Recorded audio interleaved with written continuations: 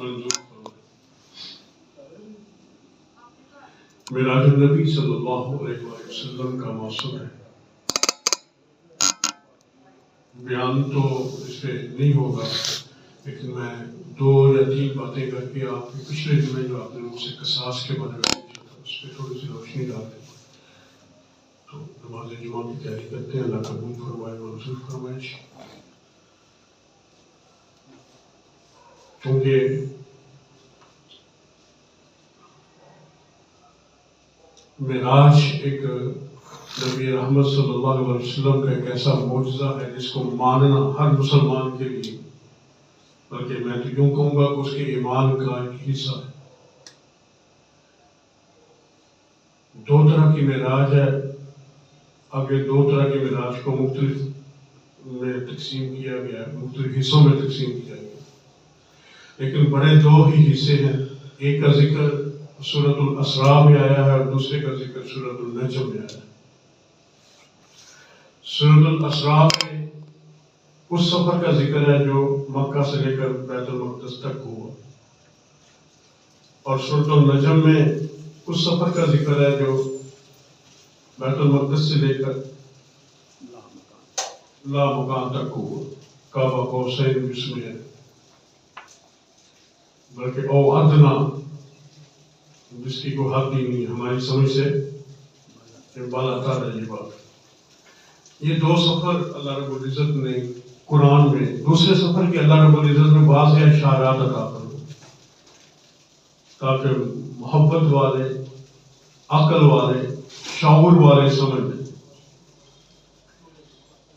اور میری دعا ہے کہ اللہ ہمیں اس سفر کو سمجھنے کی توفیق عطا فرمائے، اور جو بندہ اس سفر کو سمجھ گیا وہ ویسے ہی پھر قوالیے سے بچ گئے۔ تو پہلا جو سفر تھا وہ ظاہری تھا، وہ اس دنیا کا تھا۔ دوسرا سفر جو تھا وہ آسمانی۔ یہ 2 سفر ہیں جن کا ذکر قرآن میں ہے، تفسیر بہت لمبی ہے اس کی، اللہ قبول اور منظور فرمائے۔ اس کا انکار کرنا کفر ہے۔ واضح طور پہ آپ کو بتاتا چلوں کہ یہ خواب کا مسئلہ نہیں ہے، یہ جسم کے ساتھ ایک سفر ہے جو جس کی عکاسی اللہ رب العزت نے سورۃ الاسراء میں بھی اور سورۃ النجم میں بھی کی۔ ہمیں اللہ سمجھنے کی توفیق عطا فرمائے۔ وظیفہ پوچھا تھا کچھ لوگوں نے کہ آج کی اس مقدس رات کے حوالے سے کوئی وظیفہ بھی بتلا دیا جائے، تو ایک وظیفہ میں بتلاتا ہوں۔ اگر کوئی شخص اپنے باطنی دروازے کو کھولنا چاہتا ہے، اگر اپنی روح کو توانائی فراہم کرنا چاہتا ہے، جسم کو توانائی دینے کے لیے تو ہم بڑے نسخے استعمال کرتے ہیں، بڑا اچھی خوراک استعمال کرتے ہیں، اسی طرح سے باطن کو، روح کو قوت دینے کے لیے، کیونکہ یہ جو روح ہے یہ اللہ کی طرف سے ہے، یہ اللہ کا عمل ہے، اس کی خوراک وظائف ہیں، اس کی خوراک اللہ کا ذکر ہے، اس کی خوراک ہمارے اچھے اعمال ہیں، اس کی خوراک جو ہے وہ درود پاک ہے۔ اور آج کی اس سفر معراج کے حوالے سے اور آج کی اس رات کے حوالے سے جو اس کا بہترین وظیفہ بنتا ہے وہ مکالمہ ہے جو اللہ رب العزت کا اور نبی رحمت صلی اللہ علیہ وسلم کا اس رات پیش آیا، جو مکالمہ نبی کریم صلی اللہ علیہ وسلم اور اللہ رب العزت کے درمیان ہوا اور بے نفس نفی سامنے ہوا، اور وہ مکالمہ تشہد ہے ہر نماز کے بعد ہم التحیات للہ والصلوات والطیبات پڑھتے ہیں، وہ یہ مکالمہ ہے۔ تو میں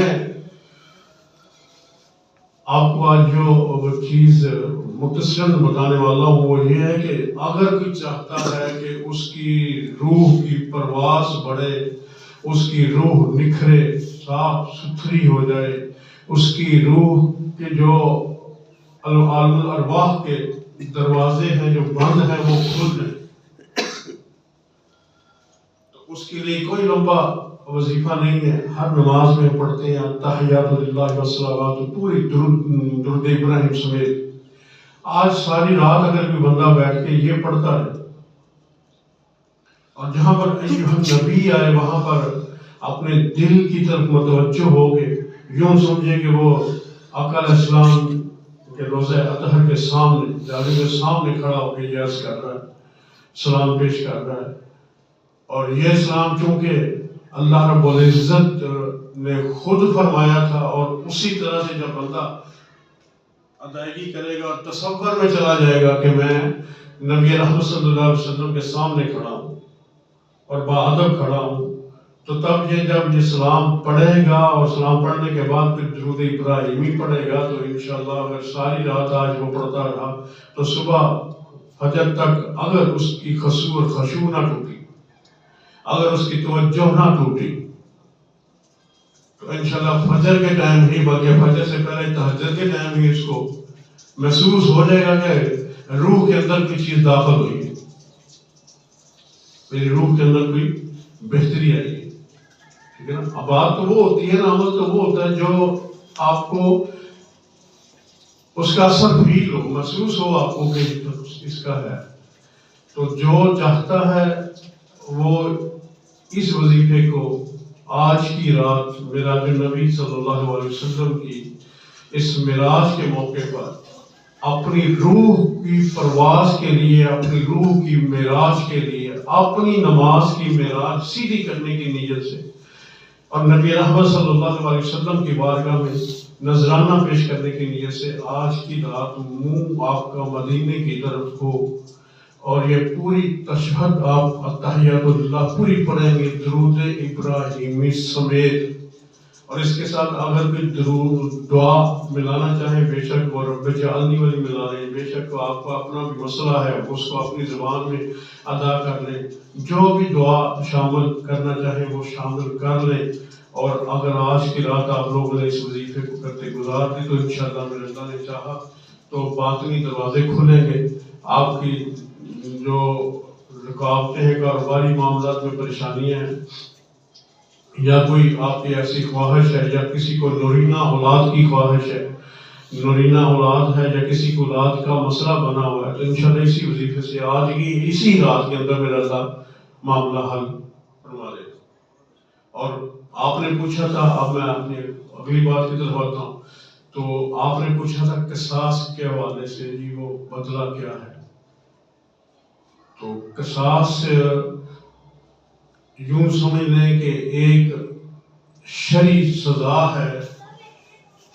جس بندے نے کسی کو ناحق قتل کیا ہو یا کسی کے ساتھ جیسا کسی نے ظلم کیا ہو، اس کا بدل ویسا ہی بدل. اگر کسی نے کسی کا ناک کاٹا ہے تو اس کا بھی ناک کاٹا جائے گا، اگر کسی نے کسی کا ہاتھ کاٹا ہے تو اس کا بھی ہاتھ کاٹا جائے گا، اگر کسی نے کسی کو قتل کیا تو اس کا بھی اس کو قتل کیا جائے.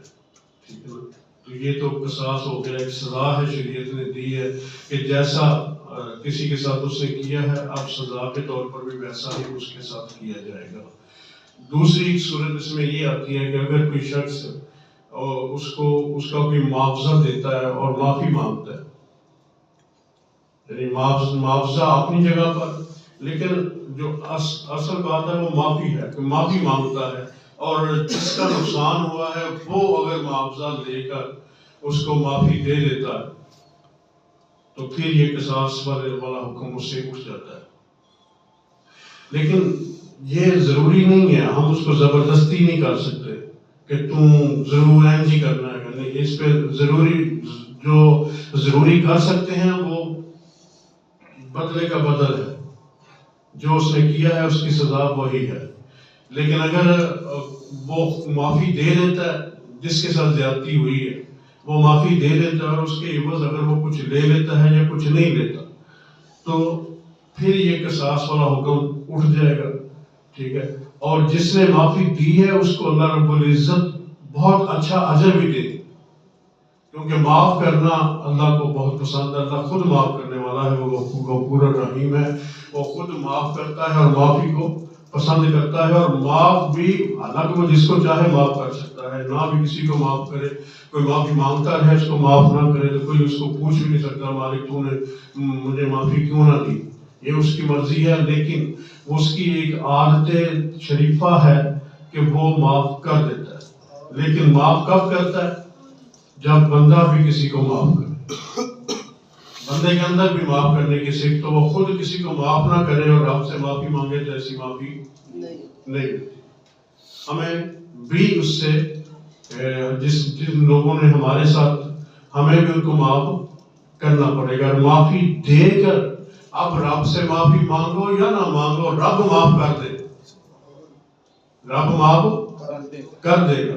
تو اللہ رب العزت ہمیں عمل کی توفیق عطا فرمائے اور اللہ ہم سب کے معاملات کو آسان فرمائے، مشکلات ہماری آسان فرمائے. اس معراج کے موسم کے حوالے سے اللہ رب العزت ہم سب پر اپنا کرم، اپنا فضل، اپنا رحمت عطا فرمائے. وہ آخر دعوانا ان الحمدللہ رب العالمین.